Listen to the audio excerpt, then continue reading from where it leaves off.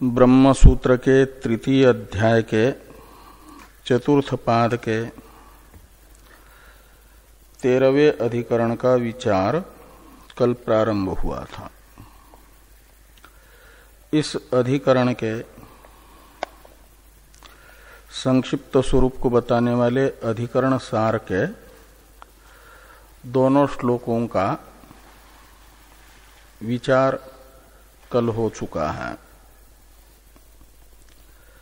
भाष्य में विषय और संशय को बताने वाला जो भाष्य वाक्य है उसकी चर्चा भी हम लोग कर चुके हैं।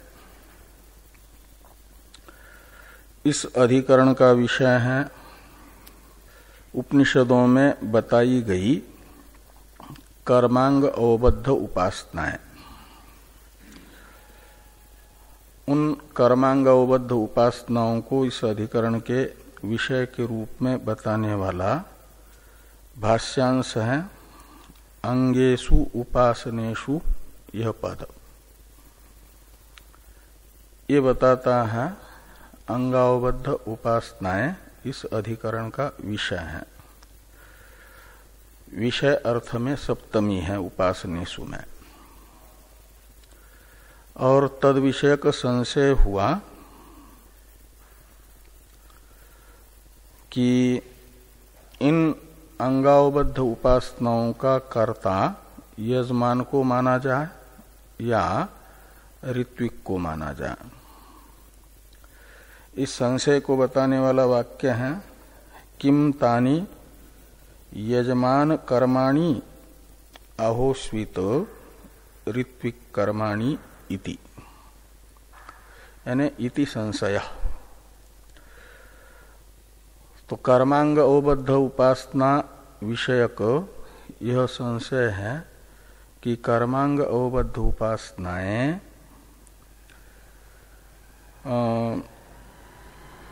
यजमान कर्तृक है या ऋत्विक कर्तृक है, ऐसा ये संशय हुआ। तो संशय में होती है दो कोटि। उसमें से प्रथम कोटि है पूर्व पक्ष। पूर्व पक्ष का अवतरण है किम तावत प्राप्तम भाष्य में। और किम तावत प्राप्तम इस पूर्व पक्ष के अवतरण भाष्य की अवतरण टीका थी। उस अवतरण में टीकाकार ने 13वें अधिकरण का 12वें अधिकरण के साथ दृष्टांत दार्ष्टान्तिक भाव संबंध बताया। दृष्टांत संगति से पूर्व अधिकरण के सिद्धांत को दृष्टांत बता करके 13वें अधिकरण का पूर्व पक्ष प्रारंभ हो रहा है। इसलिए टीकाकार ने अवतरण टीका में कहा यह कृत प्रायश्चित्त स संव्यवहार्य इति उत्सर्गस्य निंदातिशय स्मृत्या नैष्टिकादिषु बाधवत यो यद अंगकर्ता स तदाश्रितस्य कर्ता इति उत्सर्गस्य कर्तुः फलश्रुत्या बाध इति पूर्वपक्षम आह किम इति। तो इस वाक्य से ये बताया गया कि जैसे एक सामान्य न्याय है जिसने अपराध का प्रायश्चित्त कर लिया वह समव्यवहार्य है, व्यवहारार्ह है।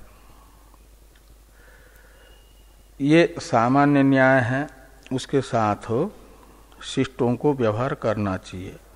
जिसने अब समव्यवहार्य का अर्थ है व्यवहार योग्य, उसके साथ बैठना उठना और शास्त्र चर्चा करना आदि व्यवहार योग्य।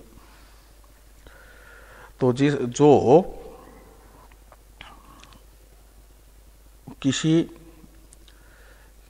कुसंस्कार वशात अपराध कर चुका है और उस अपराध का प्रायश्चित्त भी शास्त्र ने बताया हुआ कर लिया है, ऐसा व्यक्ति कृत प्रायश्चित्त कहलाता है। कुत्सित संस्कार वशात पाप हो गया और फिर शास्त्र ने बताया हुआ जो प्रायश्चित्त है वो कर लिया, तो उसे फिर शिष्ट लोगों को चाहिए कि अपना ले, उसके साथ व्यवहार कर ले, ऐसा यह सामान्य न्याय बताता है। तो ये सामान्य न्याय से व्यवहार योग्य वह कृत प्रायश्चित्त अपराधी होगा जिसके साथ व्यवहार करने से रोकने वाला कोई वचन नहीं होगा। लेकिन आरूढ़ पतित के साथ तो व्यवहार करने के लिए रोकने वाला स्मृति वचन विद्यमान है। इसलिए नैष्टिकादि जिनके साथ स्मृति व्यवहार का प्रायश्चित्त करने के बाद भी निषेध करती हैं, वे तो असंव्यवहार्य ही होंगे, उनके साथ व्यवहार नहीं किया जाएगा। इसे कहते हैं कि निंदातिशय स्मृत्या नैष्टिकादिषु बाध। तो नैष्टिकादिषु में आदि शब्द से वो मंडल से विनिश्रित विप्र, उद्बद्ध और कृमि दंष्ट लेना है। इन सब के साथ व्यवहार का प्रायश्चित्त के बाद भी स्मृति निंदा करती है। व्यवहार करने वाले को शुद्ध होने के लिए चांद्रायन व्रत का आचरण करने के लिए कहती है। इससे ये प्रतीत होता है कि उस स्मृति को अभिष्ट नहीं है कि कृत प्रायश्चित्त अपराधी नैष्टिकादि के साथ शिष्ट लोग व्यवहार करें। ये उदाहरण हुआ, पूर्व अधिकरण का ये सिद्धांत था। इसे दृष्टांत के रूप में बता करके अब दार्ष्टान्त बताया जा रहा है पूर्व पक्ष इस अधिकरण का। यो यद अंग कर्ता स तदाश्रितस्य कर्ता, ये एक सामान्य न्याय है। यह बताता है कि जो जिस कर्म का अधिकारी है उस कर्मांग का आश्रय लेकर के होने वाली उपासना का कर्ता भी वही होगा जो जिस कर्म के अंग का कर्ता है। तो यो यद अंग कर्ता स तदाश्रितस्य कर्ता इति उत्सर्गस्य कर्तुहु फलश्रुत्या। लेकिन कर्तुहु फलश्रुत्या बाधा, तो उपासना के कर्ता को उपासना का फल बताने वाली जो श्रुति है उस श्रुति से इस उत्सर्ग का बाध होता है। कौन से उत्सर्ग का? कि जो जिस अंग का कर्ता होगा उस अंगाश्रित उपासना का कर्ता भी वही होगा। इस न्याय का, सामान्य न्याय का बाधक है उपासना के कर्ता को ही फल बताने वाला श्रुति वचन। इसलिए क्या होगा, जैसे नैष्टिकादि के साथ प्रायश्चित्त करने के बाद भी व्यवहार का निषेध करने वाले स्मृति के कारण सिद्धांती शिष्ट को कृत प्रायश्चित्त जो नैष्टिकादि हैं उनके साथ व्यवहार करने के लिए मना करती है स्मृति, ऐसे ही श्रुति जो उपासना के कर्ता को ही उपासना का फल बताने वाली श्रुति है, वो कहेगी कि उपासना अंगाश्रित उपासनाओं का कर्ता जिसे अंगाश्रित उपासनाओं का फल मिल रहा है वह होगा। तो अंगाश्रित उपासनाओं का फल तो मिलता है यजमान को, इसलिए यजमान कर्तृक अंगाश्रित उपासनाएं होगी, न कि ऋत्विक कर्तृक। अंग का कर्ता तो होगा ऋत्विक, सामगान तो करेगा ऋत्विक, उद्गान तो करेगा ऋत्विक, लेकिन उद्गीत की उपासना करेगा यजमान, क्योंकि उद्गीत उपासना का फल यजमान को मिल रहा है। ऐसा कौन कहेंगे? पूर्व पक्षी। यहाँ के पूर्व पक्षी हैं आत्रेय। इस अभिप्राय से ये कहा जा रहा है कि कर्तु फलश्रुत्या बाध इति पूर्वपक्षम आह। इस प्रकार का पूर्व पक्ष यहाँ पर बताया जा रहा है, किम तावत प्राप्तम इत्यादि से। अब सूत्र का उच्चारण कर लें। स्वामिनः फलश्रुते रित्यात्रेय, स्वामिनः फलश्रुते रित्यात्रेय,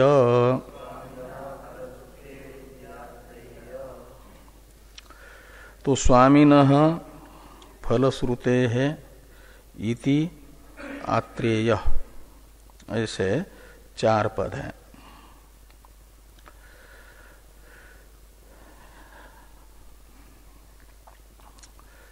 तो संशय में जो ये कहा गया था कि अंगावबद्ध उपासनाएं यजमान का कर्म है, प्रथम कोटि यही बताती है ना, यजमान कर्माणि तानि, संशय अंतपाती प्रथम कोटि है, वही पूर्व पक्ष की प्रतिज्ञा होगी। इस अभिप्राय से जो सूत्रस्थ स्वामिनः पद है उसके साथ कर्मांग अवबद्ध उपासनानि स्वामिनः ऐसा अन्वय करिए, तो ये पूर्व पक्ष की प्रतिज्ञा हो जाएगी कि ये अंगावबद्ध उपासनाएं स्वामी का कर्म है। स्वामिनः कर्माणि, स्वामी शब्द से लेना क्रतु का स्वामी, क्रतु यानी याग कर्म, और कर्म का स्वामी माना जाता है यजमान को, इसलिए यहां स्वामिनः शब्द का अर्थ निकलेगा यजमानस्य।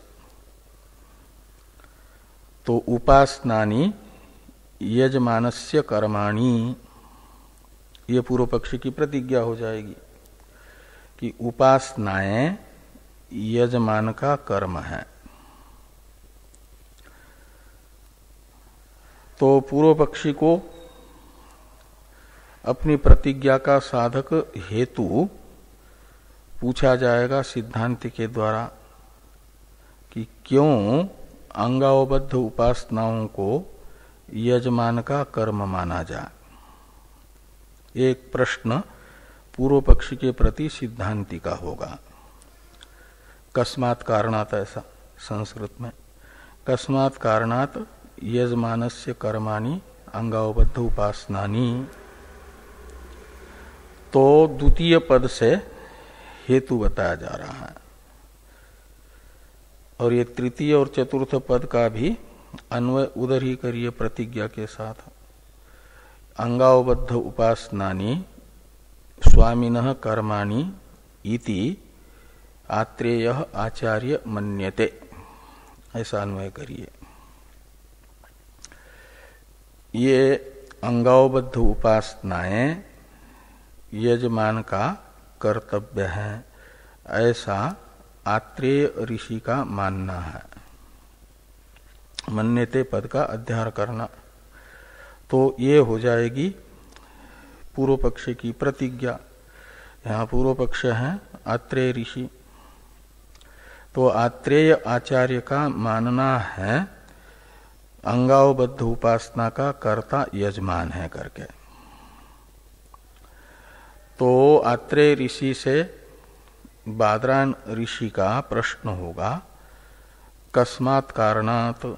इस प्रश्न का उत्तर है द्वितीय पद से फलश्रुते। तो फलश्रुते है यानी उपासना के कर्ता को उपासना का फल बताने वाला श्रुति वचन विद्यमान होने से। फलश्रुते शब्द का अर्थ है कि श्रुति यजमान को बता रही है उपासना का फल, और उपासना का फल जो उपासना करता है उसे मिलता है, ऐसा श्रुति से प्रतीत होता है। वर्षति हस्मय वर्षयति ह यह एतद एवं विद्वान वृष्टो पंचविधम साम उपास्ते। ऐसा एक छांदोग्य उपनिषद के द्वितीय अध्याय में फलबोधक वचन है। अंगावबद्ध उपासना है पंचविध साम की उपासना, और पंचविध साम की उपासना वृष्टि के दृष्टि से बताई गई है। तो वृष्टि के दृष्टि से पंचविध उपासना, पंचविध साम की उपासना जो करता है, यह एतद एवं विद्वान साम उपास्ते। एतद साम यानी ये पंचविध साम, एवं विद्वान यानी पांच भक्तिक साम को वृष्टि के रूप में जान करके उपासक क्या करता है, पंचविध साम की उपासना करता है। जो उपासक, अस्मय शब्द से उस उपासक को लेना, उस उपासक को क्या फल मिलता है, तो कहते वर्षति अस्मय। वृष्टि दृष्टि से पंचविध साम की उपासना करने वाले उपासक को कभी पानी की कमी नहीं होती। वह उपासक जहाँ रहता है वहाँ अकाल नहीं होता, अनावृष्टि नहीं होती। जितनी वृष्टि चाहिए वह वृष्टि हो जाती है, और अन्य देश में भी वह जहाँ वृष्टि चाहते हैं लोग वहाँ वृष्टि करा लेता है। इसलिए कहा वर्षयति है। ये फल है किसका, वृष्टि दृष्टि से पंचविध साम की उपासना का। ये उपासक के अपेक्षा के अनुसार वर्षा होना और उसकी इच्छा से अन्य के लिए भी वर्षा होना, ये जो फल बताया जा रहा है वो किसके लिए बताया जा रहा है, तो यह उपास्ते यानी जो पंचविध साम की उपासना करता है उसे ये फल बताया जा रहा है। तो यहाँ यह उपास्ते इस शब्द में उपास्ते क्रिया का कर्ता बताया गया यह शब्द से, और उसी को अस्मय शब्द से लिया जा रहा है। यानी जो उपासना के फल का भोक्ता है उसी को उपासना का कर्ता बताया जा रहा है। यानी उपासना के कर्ता में फल की प्राप्ति बताने वाला यह श्रुति वचन है। और यदि उपासना करने वाला ऋत्विक होगा और फल यजमान को मिलेगा, तो फल का भोक्ता कोई दूसरा बन रहा है, कर्ता कोई दूसरा बन रहा है। उपासना का कर्तृत्व और फल भोक्तृत्व एक अधिकरण में नहीं रह रहा है, ये व्यभिचार हो जाएगा। इस अभिप्राय से यहाँ पर ये कहा फलश्रुते पद से कि श्रुति जो उपासना का करता है उसी को उपासना के फल का कथन कर रही है। इसलिए उपासना का कर्ता ऋत्विक को न मान करके यजमान को माना जाए, ऐसा आत्रेय आचार्य मानते हैं। इसे स्वामिनः फलश्रुते इति आत्रेय इस सूत्र से कहा गया है।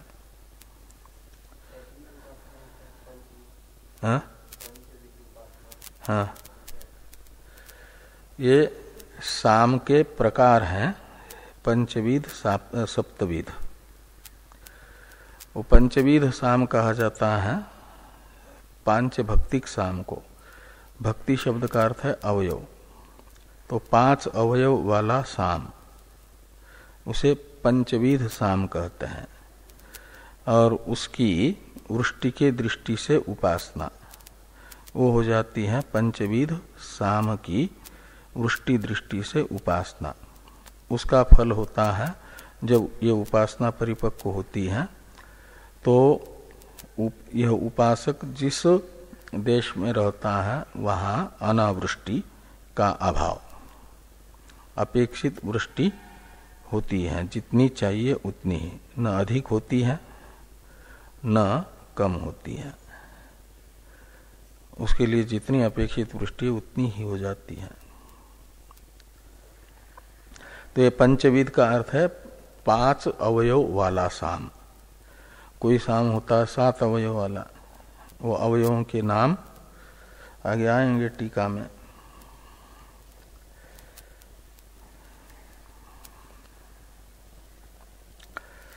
तो भाष्य को देखिए,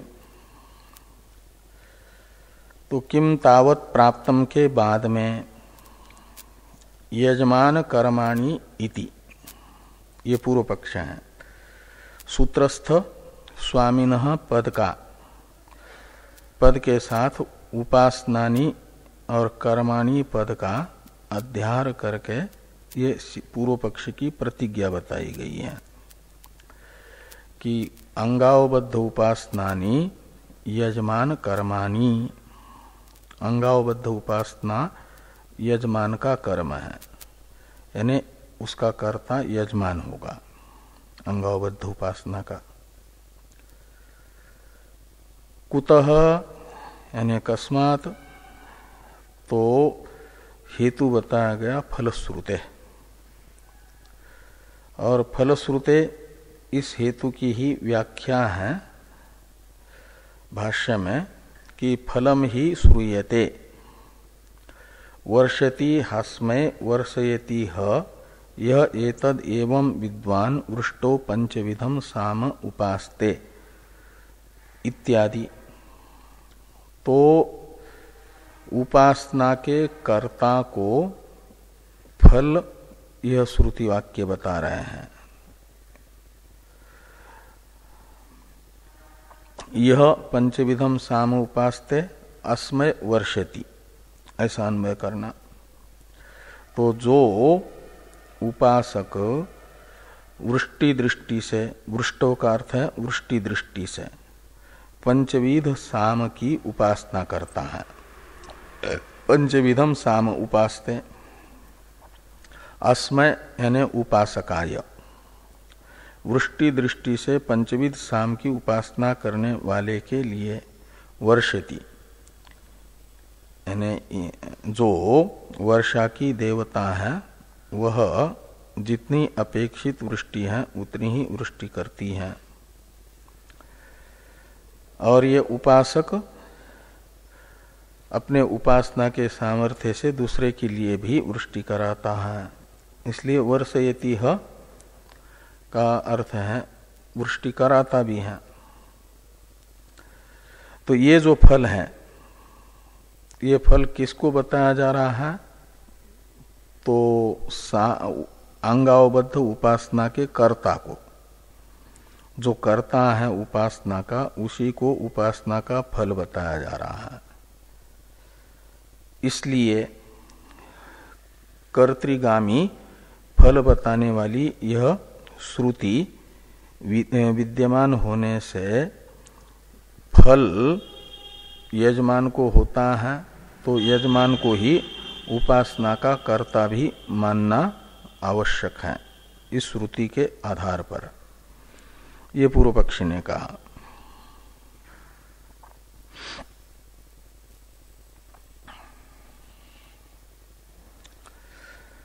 और थोड़ी टीका है, इस टीका को देखिए। अत्र कर्तृत्व भोक्तृत्वयोर ऐकाधिकरण्यम फलम सिद्धांते तु अंगाश्रिता ऋत्विक कर्तृका अपि उपास्तयो यजमानगामी स्वतंत्र फला किमु वाच्यम स्वनिष्ठ ब्रह्म विद्याया स्वातंत्र्यम इति फलम विवेक्तव्यम। अधिकरण के 6 अंश होते हैं। विषय, संशय, पूर्व पक्ष, सिद्धांत, संगति और फल। विषय तो है अंगावबद्ध उपासनाएं, संशय है उनका कर्ता यजमान है कि ऋत्विक है, ये संशय हुआ दूसरा अंश। पूर्व पक्ष है अंगावबद्ध उपासनाओं का कर्ता यजमान है, ये पूर्व पक्ष। सिद्धांत है अंगावबद्ध उपासनाओं का कर्ता ऋत्विक है, ये 4 अंश हो गए। और संगति वो पूर्व अधिकरण के साथ इस अधिकरण की दृष्टांत संगति बताई गई तो टीका में, ये 5वां अंश हुआ। और 6ठा अंश है फल। फल को यहाँ पर बताया जा रहा है। फल पूर्व पक्ष के मत में अलग होता है, सिद्धांत मत में अलग होता है। इस अधिकरण के पूर्व पक्ष के मत में फल जो होता है वह फल बताया जा रहा है पहले कि अत्र शब्द से पूर्व पक्ष को लेना। अत्र यानी अस्मिन पक्षे, अस्मिन पक्ष यानी इस सूत्र से जो पक्ष बताया जा रहा है उस पक्ष में, इस सूत्र से पूर्व पक्ष को बताया जा रहा है, इसलिए अत्र शब्द का अर्थ निकलेगा पूर्व पक्षे। तो पूर्व पक्षे क्या होगा कि कर्तृत्व भोक्तृत्वयोः ऐकाधिकरण्यम फलम। पूर्व पक्ष के मत में फल यजमान को मिल रहा है और कर्ता भी यजमान है, तो उपासना का कर्ता कर्तृत्व और फल भोक्तृत्व इन दोनों का ऐकाधिकरण्य यानी सामानाधिकरण्य होगा, एक अधिकरण में रहेंगे। यजमान ही कर्ता होगा, इसलिए उपासना कर्तृत्व भी यजमान में और उपासना फल भोक्तृत्व भी यजमान में। तो कर्तृत्व भोक्तृत्व का सामानाधिकरण्य की सिद्धि, ये पूर्व पक्ष के मत में फल होगा। और सिद्धांते यानी सिद्धांत पक्ष में, या सिद्धांत शब्द का अर्थ सिद्धांत पक्ष में, पूर्व पक्ष का तो फल हुआ कर्तृत्व भोक्तृत्व का सामानाधिकरण्य, और सिद्धांत में फल होगा, सिद्धांत इस अधिकरण का है अंगावबद्ध उपासना का कर्तृत्व तो रहेगा ऋत्विक में और फल भोक्तृत्व रहेगा यजमान में। उपासना करेगा ऋत्विक और फल मिलेगा उपासना का यजमान को। तो फल भोक्तृत्व यजमान में और उपासना कर्तृत्व ऋत्विक में व्यधिकरण है। तो व्यधिकरण तो दोष होता है, इसलिए यहां पर ये कह रहे हैं कैमुतिक न्याय बताया जा रहा है कि सिद्धांते तू, तो सिद्धांत में तो क्या फल होगा, तू शब्द है पूर्व पक्ष की अपेक्षा सिद्धांत में वैलक्षण्य का द्योतक, पूर्व पक्ष की अपेक्षा सिद्धांत में वैलक्षण्य है। क्या वैलक्षण्य है, तो कहते ये कि अंगाश्रिता ऋत्विक कर्तृका अपि उपास्तया, जो अंगाश्रित यानी अंगावबद्ध उपासनाएं हैं और उनका कर्ता ऋत्विक है सिद्धांत के अनुसार, अंगावबद्ध उपासनाएं ऋत्विक कर्तृक होने पर भी उनका फल यजमानगामी है, यानी यजमान फल भोगता है। तो यजमानगामी स्वतंत्र फला, यजमान को फल मिल रहा है उन उपासनाओं का। तो क्या कहा जाए, जो किमु वाच्यम, यानी क्या कहा जाए। किमु वाच्यम का अर्थ है कि स्वनिष्ठ ब्रह्म विद्याया स्वातंत्र्यम, जो स्वनिष्ठ ब्रह्म विद्या है। स्वनिष्ठ ब्रह्म विद्या में स्व शब्द का अर्थ है स्वयं जिज्ञासु या उपासक, और उस उपासक के द्वारा की जाने वाली स्वतंत्र उपासना, वह उपासक को फल देने वाली होगी स्वतंत्र रूप से ही। इसके विषय में क्या कहना है। और जो निर्विशेष ब्रह्म विद्या है जिज्ञासुनिष्ठ, उसका फल जो मोक्ष है वह मुमुक्षु को मिलेगा ही। इसके विषय में क्या कहना है। जब दूसरे के द्वारा की जाने वाली उपासना भी और अंग विषयक होने पर भी यजमान को फल मिल रहा है, तो स्वयं यजमान के द्वारा की जाने वाली और ब्रह्म विषयक उपासना ब्रह्म विद्या, उसका फल स्वयं उपासक को या ज्ञाता को मिलेगा। इसके विषय में क्या कहना है। इस प्रकार यह कैमुतिक न्याय से ब्रह्म विद्या का स्वातंत्र्य, यह सिद्धांत पक्ष में फल है। अन्य लोग ब्रह्म विद्या मोक्ष फलक मानते हैं, लेकिन कर्म के साथ मिलकर के। स्वतंत्र ब्रह्म विद्या फलवती नहीं होती है, कर्म समुचित ब्रह्म विद्या फलवती होती है, ऐसा कुछ लोगों का मानना है समुच्चयवादी का। उनका निराश कर रहा है, निराकरण कर रहा है।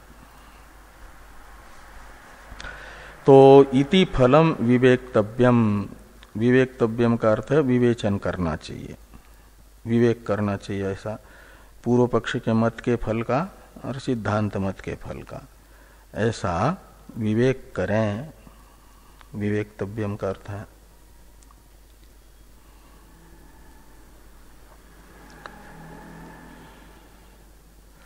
अब ये जो भाष्य में दूसरा वाक्य आ रहा है, तच्च स्वामीगामी न्यायम, ये वाक्य आ रहा है ना, इसका अवतरण लिखते हैं टीकाकार। श्रुतम फलम ऋत्विगतम किन्न स्यात् इत्यत आह तच्च इति। कहते हैं इस श्रुति के द्वारा उपासना के कर्ता में जो फल बताया जा रहा है, तो कर्ता तो उपासना का ऋत्विक को ही माना जाए, अंगावबद्ध उपासना का कर्ता, और फल भी ऋत्विक को ही प्राप्त होता है ऐसा मान लिया जाए। जो कर्तृगामी फल बताने वाली श्रुति है, उपासना के कर्ता को फल प्राप्ति बताने वाली, वह इतना मात्र बताएगी कि जो उपासना करेगा उसे फल मिलेगा। तो उपासक माना जा ऋत्विक को ही, और उस उपासना का ऋत्विक कर्तिक उपासना का फल भी माना जा ऋत्विक को ही है? कौन सी?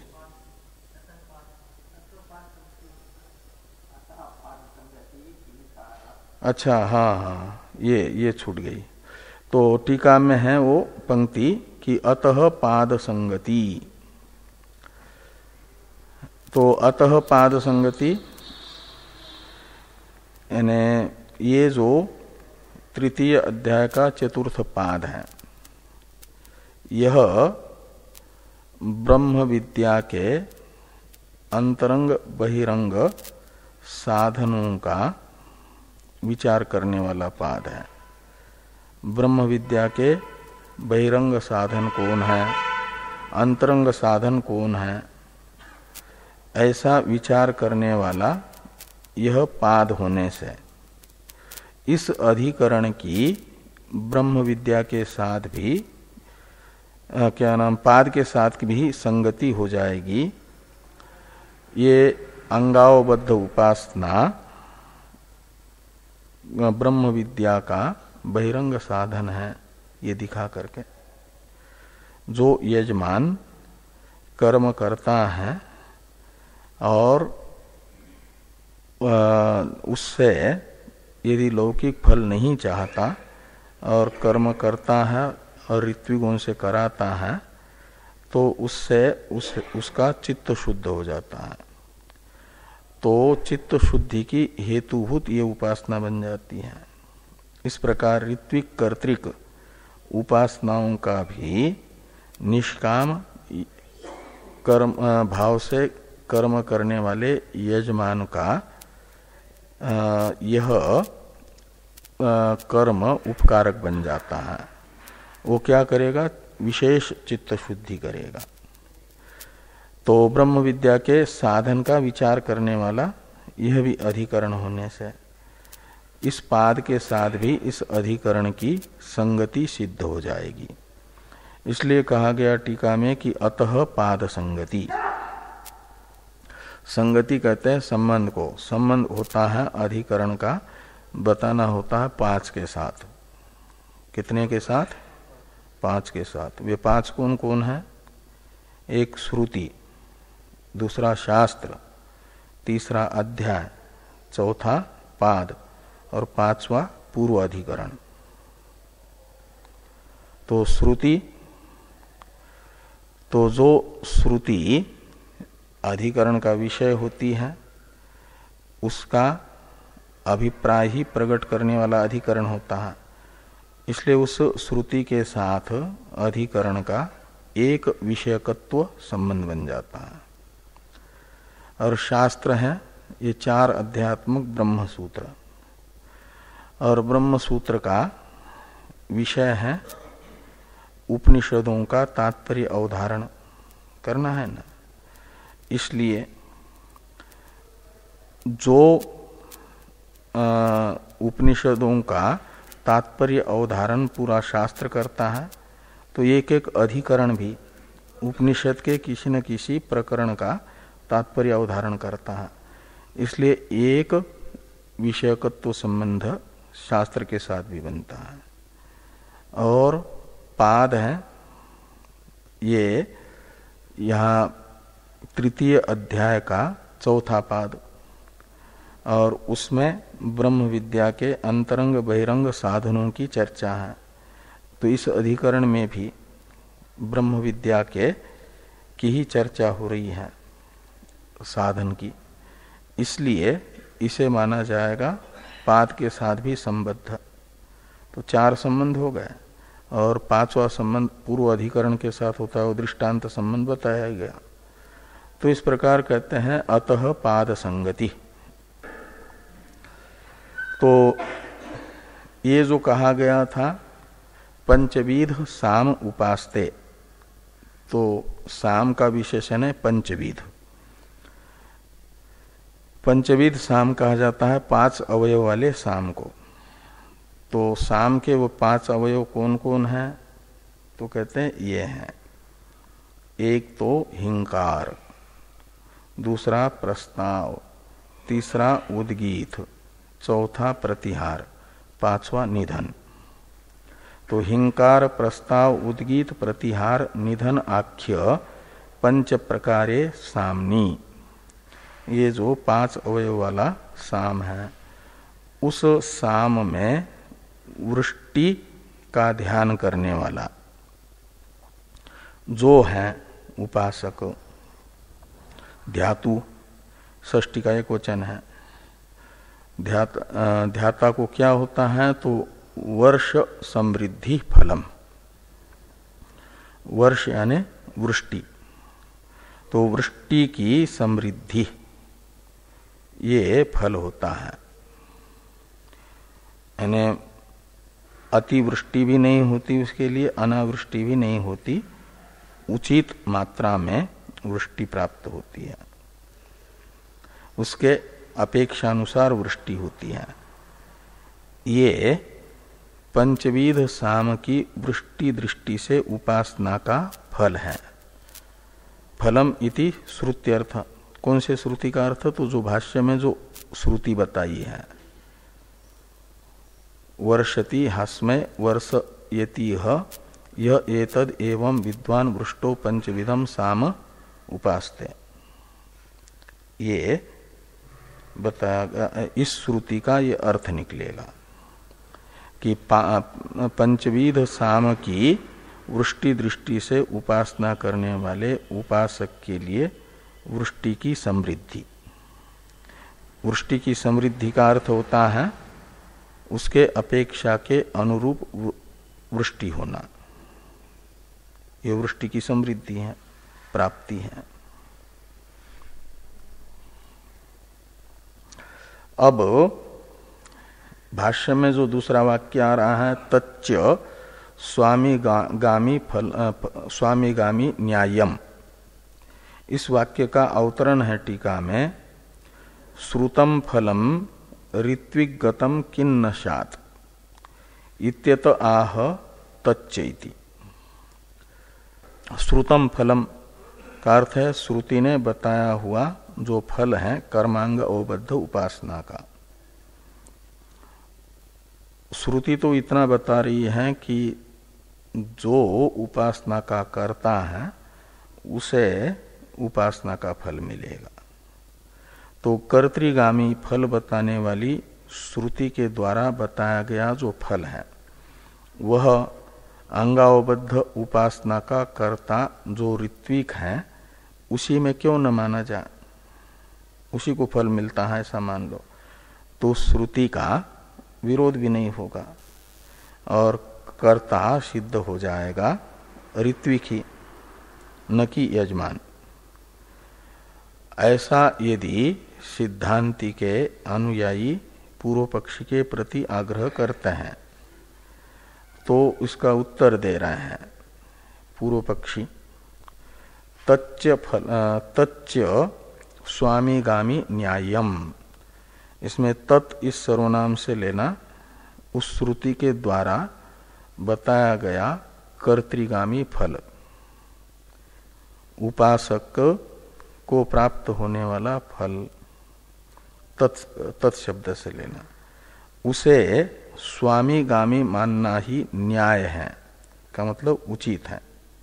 यही औचित्य है कि उसे स्वामी गामी माना जाए। गामी का अर्थ है प्राप्त होने वाला, स्वामी को मिलने वाला, स्वामी यानी यजमान। तो यजमान को प्राप्त होने वाला उपासना का फल मानना ही उचित है, न्याय है का अर्थ। ऐसा क्यों? ऋत्विक को उपासना का फल मिलता है ये मानना उचित नहीं, अपितु यजमान को ही फल मिलता है ये मानना ही उचित है। ऐसा क्यों? क्या नाम, ऋत्विक को मिलता है, ऋत्विक को नहीं मिलता अपितु यजमान को मिलता है अंगावबद्ध उपासना का फल, ये मानना ही उचित क्यों है? ऐसा यदि पूर्व पक्षी को पूछा जाए तो पूर्व पक्षी हेतु बताते हैं दो। एक तो हेतु बताया जा रहा है तस्य सांगे प्रयोगे अधिकृतत्वात्, तस्य यानी स्वामिनः यजमानस्य। तो सांगे प्रयोगे, इसमें प्रयोग शब्द का अर्थ है वो याग, और सांग शब्द का अर्थ है अंग सहित जो प्रधान कर्म है। प्रयोग शब्द से लेना प्रधान कर्म को। तो अंग सहित प्रधान कर्म में अधिकृत कौन है? यजमान। तो सांग प्रयोग में यानी अंगों सहित प्रधान कर्म में अधिकारी तस्य शब्द से ग्राह्य यजमान होने से, यजमान का सांग कर्म में अधिकार होने से जो समस्त अंग सहित प्रधान कर्म का अधिकारी होगा उसे उन अंग सहित प्रधान कर्म का फल मानना उचित है। ये पूर्व पक्षी ने हेतु बताया। और एक ये जो अंगावबद्ध उपासना है वह अधिकृत अधिकारी करके कहते हैं। तो अधिकृत अधिकारत्वाच्च एवं जातीयकस्य, तो एवं जातीयकस्य यानी एवं प्रकारकस्य, ये जो अंगावबद्ध उपासना रूप साधन है, इस प्रकार का जो साधन है वह अधिकृत अधिकारी विषयक होता है। का मतलब जो किसी प्रधान कर्म में अधिकारी है वही अधिकारी अंगों का भी माना जाता है।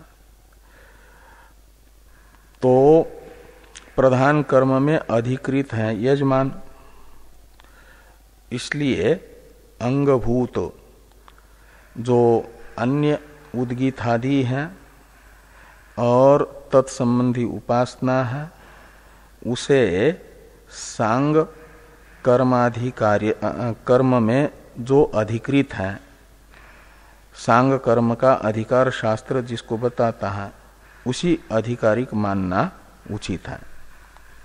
ये यहाँ पर कहा जा रहा है अधिकृत अधिकारत्वाच्च एवं विध एवं जातीयकस्य। तो एवं जातीयक यानी इस प्रकार के जो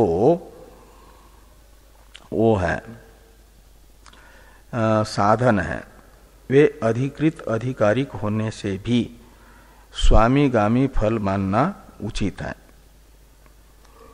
इसका उदाहरण बताया जा रहा है अधिकृत अधिकारिक जो साधन होता है उसका फल प्रधान कर्म में जो अधिकृत है उसी को मिलता है और उसका कर्ता भी वही होता है। इसे बताने के लिए एक उदाहरण है। यथा टीका में यथा सांग कृत्वाधिकृत अधिकारत्वात् गोदोहनस्य फलम कृत्वाधिकारी गतम तद्वत् अंग उपासनस्यापि फलम तद्गतम एव इत्यर्थ। ये अधिकृत अधिकारत्वाच्च एवं जातीयकस्य इस भाष्य वाक्य का ये अर्थ टीकाकार कर रहे हैं कि जैसे एक स्वर्गफलक याग है जो मृत्यु के उपरांत यजमान को स्वर्ग की प्राप्ति कराता है, इसलिए याग का तो प्रधान फल है, मुख्य फल है स्वर्ग की प्राप्ति। उसके लिए याग यजमान कर रहा है कोई,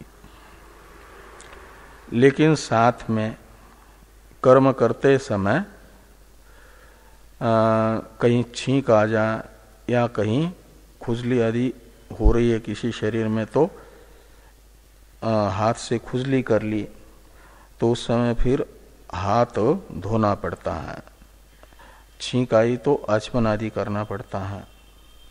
तो उसके लिए पास में जल रखना पड़ता है एक पात्र में भर करके।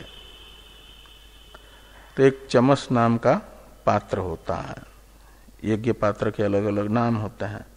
उस पात्र में वो जल प्रणयन किया जाता है, यानी जल ला करके यज्ञ मंडप में रखा जाता है और आवश्यकता के अनुसार उस पात्र से फिर वो जो आचमनी आदि पात्र होता है संध्या पात्र उसमें लिया जाता है। ये नहीं कि उस छोटे से पंचपात्र में से समाप्त होते गंगा जी में जाकर के वो बड़े पात्र में ला करके रखा जाता है, वो चमस पात्र होता। तो सामान्य रूप से विधान कर दिया चमसेन अपह प्रणयेत ऐसा। लेकिन जो ये चाहता है कि मृत्यु के उपरांत हमें स्वर्ग मिले और इस लोक में भी दूध आदि के लिए गो आदि पशु की पर्याप्त प्राप्ति हो, कहीं आना जाना हो तो द्रुत गति से चलने वाला घोड़ा भी पास में रहे, इस लोक में दूध आदि के लिए गायें भी बहुत रहें, ऐसा चाहता है, पशु की भी प्राप्ति। तो कहते हैं जो स्वर्ग के लिए याग किया जा रहा है, उसी याग में आचमन आदि के लिए संग्रहित जल जो होता है, जिस पात्र में लाया जाता है, वो चमस पात्र है। तो चमस पात्र के जगह एक गोदोहन पात्र होता है, गोदोहन नामक पात्र होता है। उस गोदोहन पात्र से जल ला करके यज्ञ मंडप में रख लें और उससे आचमन आदि कर लें यज्ञ कर्म करते समय, तो यज्ञ का मुख्य जो फल है स्वर्ग की प्राप्ति वो तो होगी ही, साथ में इस लोक में पशु फल की भी प्राप्ति होगी। तो ये जो गोदोहन पात्र से अपप्रणयन का फल है लौकिक पशु फल की प्राप्ति, इस लोक की अहिक फल है वो, आमुष्मिक फल स्वर्ग प्राप्ति तो होगी ही। और गोदोहन पात्र से जल का प्रणयन न करके चमस पात्र से करते हैं तो आहिक फल पशु की प्राप्ति नहीं होगी। अब ये जो पशु फल प्रदान करने वाला गोदोहन पात्र से जल प्रणयन है, उस जल प्रणयन का अधिकारी कौन है?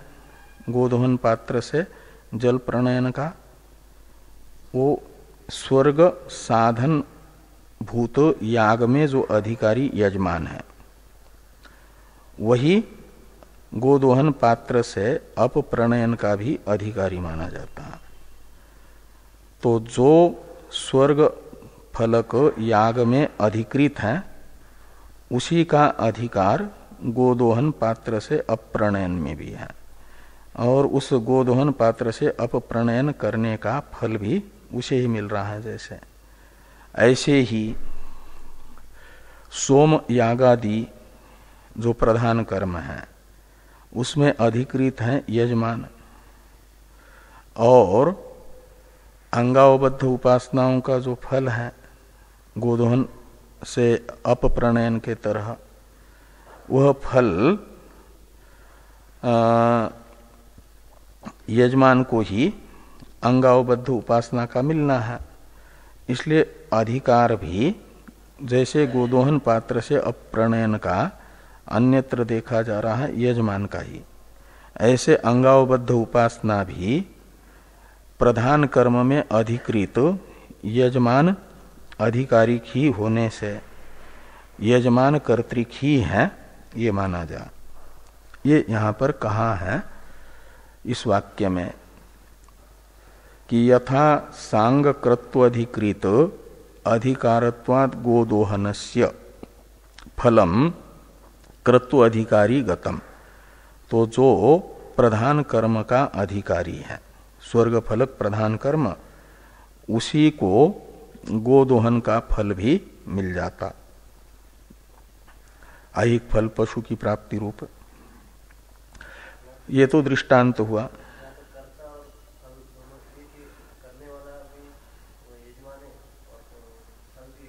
हाँ हाँ, तो ये कहा जा रहा है, पूर्व पक्षी कह रहे ऋत्विक को कर्ता मत मान लो, कर्ता यजमान को ही मान लो, करेगा यजमान ही अंगावबद्ध उपासना। ये तो अभी पूर्व पक्षी चल रहा है ना, ये तो सिद्धांत है, करेगा ऋत्विक और फल मिलेगा यजमान को, ये सिद्धांत है। यह अभी पूर्व पक्ष चल रहा है। तो पूर्व पक्षी ये कह रहे हैं कि जो उपासना करेगा उसको फल मिलेगा। तो उपासना का फल यजमान को चाहिए, तो यजमान को उपासना करनी पड़ेगी। तो जैसे गोदोहन से अपप्रणयन यजमान करता है और उसका फल पशु को यजमान ही प्राप्त करता है, ऐसे ही अंगावबद्ध उपासना का फल यजमान को मिलता है, तो अंगावबद्ध उपासना करने वाला भी यजमान ही होगा। ये यहाँ पर कहा जा रहा है। ये अभी तो पूर्व पक्षी ही है ना।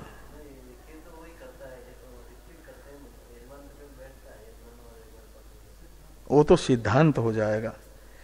तो सिद्धांत के अनुसार तो कर्ता तो ऋत्विक ही है और फल यजमान को मिलता है। और यजमान को इसलिए मिलता है कि यजमान दक्षिणा दे करके ऋत्विकों को खरीद लेता है। तो जैसे वेतन दे करके नौकरों के द्वारा किया हुआ जो काम होता है उसका फल मिलता है मालिक को, नौकर, और नौकरों को तो खाली वेतन रूप फल है। ऐसे दक्षिणा यजमान को मिलेगी और उपासना का फल दक्षिणा ऋत्विक को मिलेगी और उपासना का फल ऋत्विक क्या नाम यजमान को मिलेगा। ये सिद्धांत होगा। लेकिन ये तो अभी पूर्व पक्ष बताया जा रहा है कि गोधोनस्य फलम कृत्वाधिकारी गतम तद्वत अंग उपासनस्यापि फलम तद्गतम एव।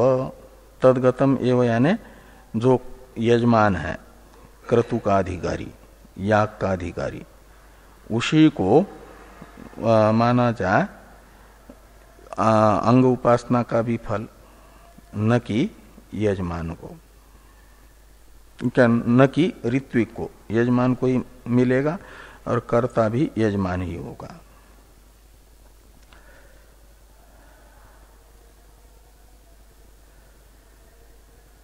अब